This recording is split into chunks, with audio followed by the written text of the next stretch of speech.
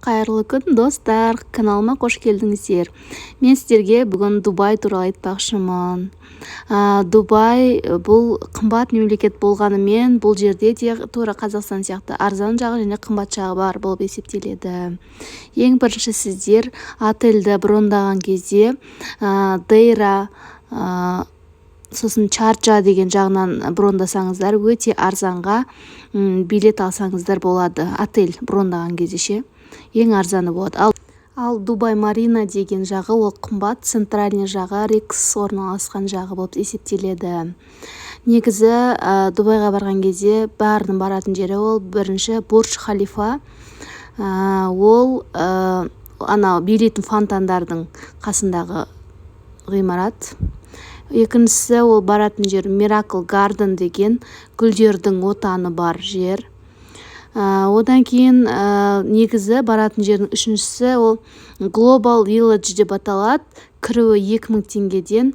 Ол жерде әр мемлекеттің қалашықтары орналасқан. Одан кейінгі баратын төртінші жер ол Дубай Мол, аквариум бар ішінде. Соны көрсеңіз болады. Сосын өткенде Экспо 2020 жылғы, 2022 ма? 2022 болды. Экспо көрсеңіз болады. Сосын ең соңында ол Бурдж Араб деген 7 жұлдызды әлемдегі ең мықты қонақ үйдің қасында пляжға түссеңіз болады.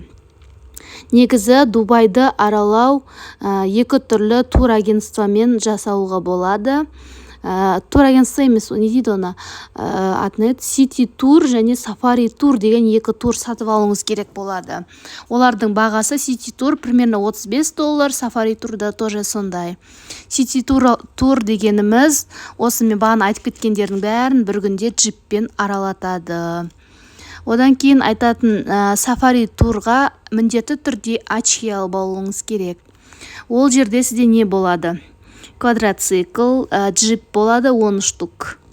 Сосын закатқа фотоға түсуімізге болады. Концерттік шоу программа, тамақ тегін беріледі. Сосын қынамен қолыңызға салып алуыңызға болады. Дубайда жүрген кезде Gold Silver деген картаны метроға салып алсаңыз болады. 5000 теңгеге салып қойсаңыз, метросымен вообще тегін арзан жүруге болады. Дирхам деп аталады олардың теңгесі. 5 күнге негізі метро.